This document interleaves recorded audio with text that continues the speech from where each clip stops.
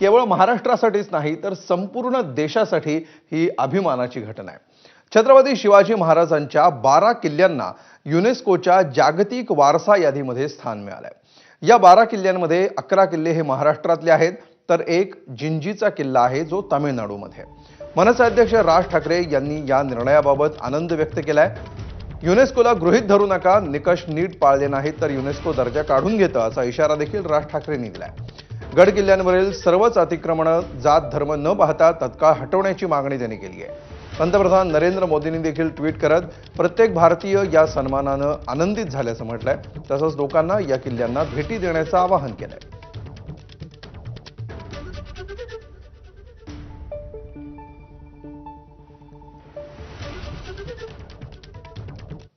तर युनेस्कोच्या या यादीमध्ये कोणकोणत्या किल्ल्यांचा समावेश करण्यात आलाय पाहूया।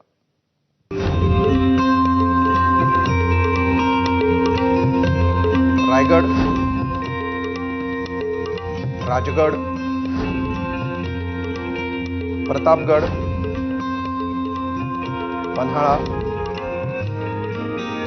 शिवनेरी, लोहगड, साल्हेर, सिंधुदुर्ग, सुवर्णदुर्ग, विजयदुर्ग, खांदेरी आणि तामिळनाडूमधील जिंजी किल्ला। तर युनेस्कोनं छत्रपती शिवरायांच्या 12 किल्ल्यांचा जागतिक वारसा यादीमध्ये समावेश केला। ही बाब महाराष्ट्रासाठी अभिमानाची आहे। युनेस्कोच्या या निर्णयावर मुख्यमंत्री आणि उपमुख्यमंत्री यांनी काय प्रतिक्रिया दिली आहे पाहूया। आपल्या सांस्कृतिक मंत्रालयाने भारत सरकारच्या प्रधानमंत्री महोदयांसमोर ठेवलं होतं। मी प्रधानमंत्री महोदयांचे आभार मानेन की त्यापैकी प्रधानमंत्री महोदयांनी हा निर्णय केला की जागतिक वारसा स्थळ म्हणून छत्रपती शिवरायांचे 12 किल्ले, ज्यातले 11 किल्ले महाराष्ट्रात आणि एक जिंजी हा तमिळनाडूमध्ये आहे, असे 12 किल्ले नॉमिनेट करण्याचा निर्णय घेतला। आपले 12 छत्रपती शिवाजी महाराजांचे किल्ले जागतिक वारसा दर्जामध्ये वर्ल्ड हेरिटेज यादीमध्ये त्यांचा समावेश केला ही आपल्यासाठी, महाराष्ट्रासाठी, तमाम शिवभक्तांसाठी मोठी गौरवाची आणि अभिमानाची बाब आहे। कारण आपण म्हणायचो छत्रपती शिवाजी महाराजांचं चरित्र, कीर्ती, शौर्य 7 समुद्रापलीकडे पोहोचलंय आणि खऱ्या अर्थाने ते आता पोहोचलंय। 1630 ला त्यांचा जन्म झालेला होता, आता आपण 2025 मध्ये आहे, म्हणजे या सगळ्या गोष्टीला जवळ 400 वर्ष होऊन गेलेली आहेत, 395 वर्ष होऊन गेलेली।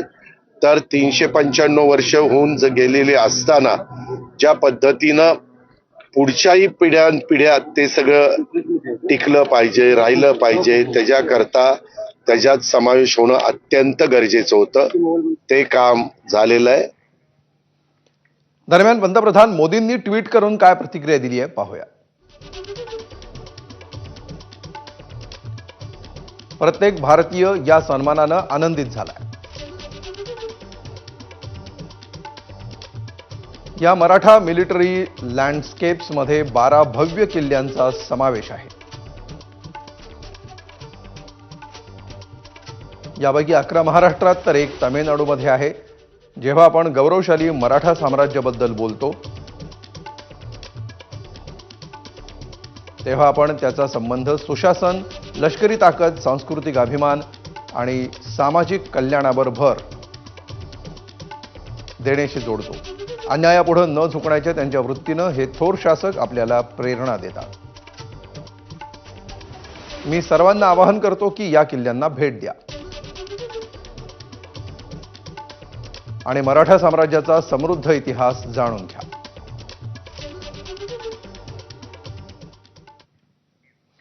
तर या सगळ्यावर राज ठाकरेंनी नेमकं काय ट्विट केलंय पाहूया। राज ठाकरे म्हणतात, छत्रपती शिवाजी महाराजांनी उभारलेल्या 12 किल्ल्यांना युनेस्कोनं जागतिक वारसा स्थळांचा दर्जा दिला। फक्त सरकारला एक आठवण करून द्यावीशी वाटते, ती म्हणजे युनेस्कोनं जागतिक वारसा दर्जा दिला म्हणून युनेस्को सारख्या संस्थांना गृहीत धरता येत नाही। निकष नीट नाही पाळले तर युनेस्को हा दर्जा काढून घेतं. याची आतापर्यंत 2च उदाहरणं आहेत. यामुळे सरकारनं फक्त आनंद साजरा करू नये तर एका मोठ्या जबाबदारीचं भान देखील बाळगावं. या सर्व गड किल्ल्यांवरची जी काही अनधिकृत बांधकामं आहेत ती तात्काळ पाडून टाका.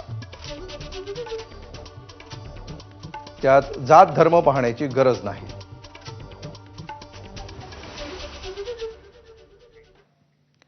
तर युनेस्कोनं या यादीमध्ये समावेश केलेल्या 12 किल्ल्यांसह इतर किल्ल्यांच्या संवर्धनावर सरकारनं भर द्यावा अशी मागणी संभाजीराजे छत्रपती यांनी केली आहे.